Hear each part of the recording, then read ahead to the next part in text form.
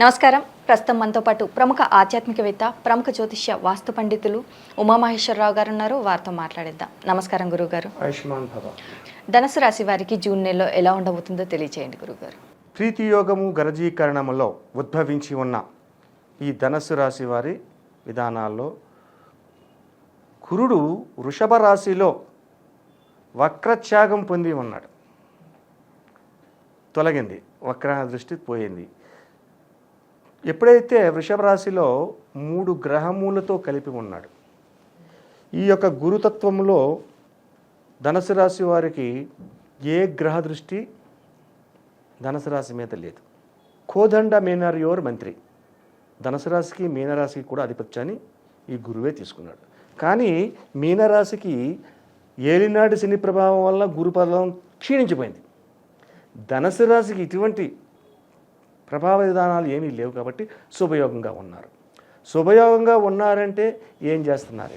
ధనుసు రాశి వారికి వ్యాపారస్తులు మాట్లాడుకుంటాం. ముందు వ్యాపార రంగంలో ఉన్న వారికి ఏ వ్యాపారాలు బాగా రాణిస్తాయి? ఈ ధనుసు రాశి వారికి రియల్ ఎస్టేట్ రాణిస్తుంది, వజ్ర వ్యాపారాలు రాణిస్తాయి, ముత్యాలు రాణిస్తాయి, జాతి రత్నాలు రాణిస్తుంది. అలాగే కంప్యూటర్ టెక్నాలజీస్ చేసేవాళ్ళు కూడా, కంప్యూటర్స్, సెల్ ఫోన్స్ బిజినెస్ చేసేవాళ్ళు కూడా చాలా లాభదాయకమైన లాభాలను చేస్తున్నారు.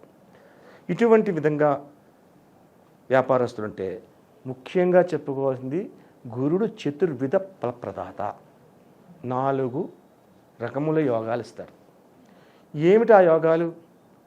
ఉద్యోగ రంగం, నిలకడైన ధనయోగం, సంఘ గౌరవ మర్యాద పలుకుబడులు, ఉన్నతమైన పదవులు.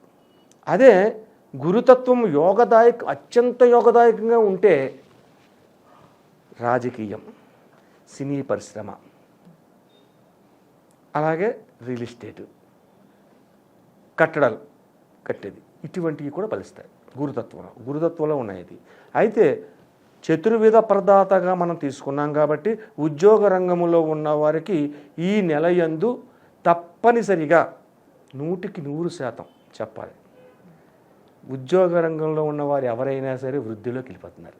అంటే ప్రమోషన్స్, ఇంక్రిమెంట్స్ రకరకాలు పొందటం అనేది జరుగుతుంది.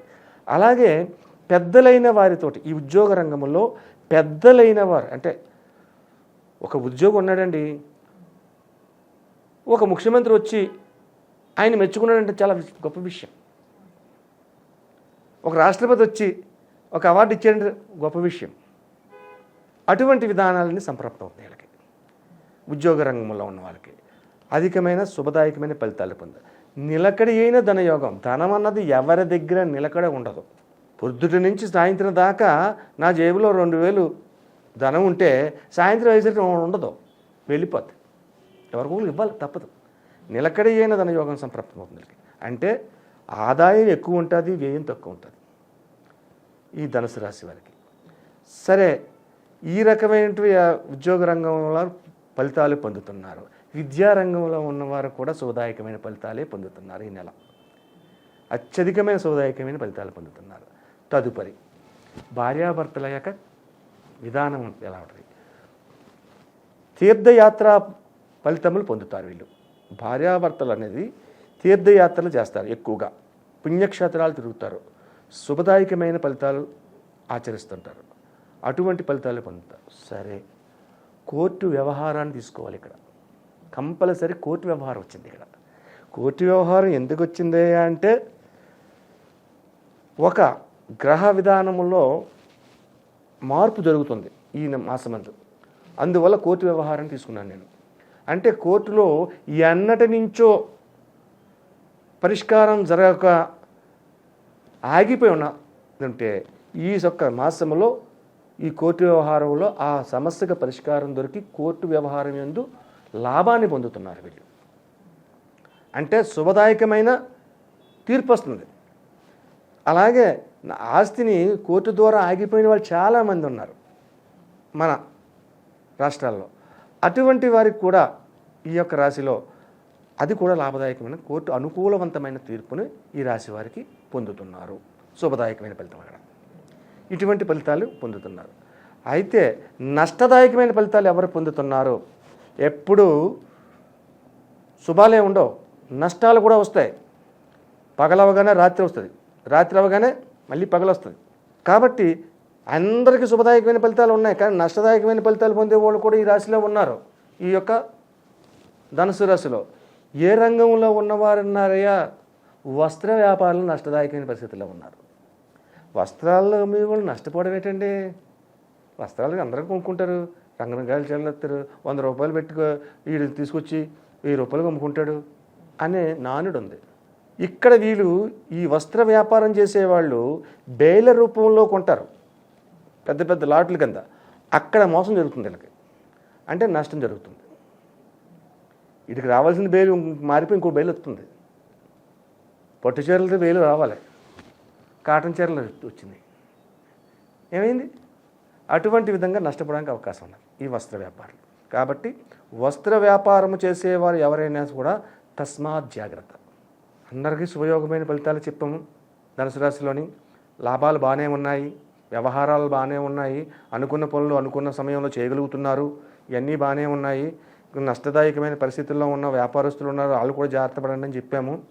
అయితే పరిహార మార్గం ఏం చేసుకోవాలి? వస్త్ర వ్యాపారులకి చెబుతున్నాడు కదా పరిహారం అని అనుకోకండి. ఈ రాశిలో ఉన్న వారందరికీ కూడా పరిహారాన్ని చేసుకునే విధానం ఉంటుంది. ఈ యొక్క రాశి వారు ధనస్సు రాశికి ఆధిపత్యాన్ని వహించిన గురుడు దేవత, అందరికీ గురువైన దేవతలు అందరికీ గురువు, కోదండ మేనర్యోర్ మంత్రి. కాబట్టి గురుతత్వ విధానంలో ఉన్నాడు కాబట్టి ఐరావత విధానాన్ని అవలంబించాలి. ఐరావత విధానం అంటే ఏముంది?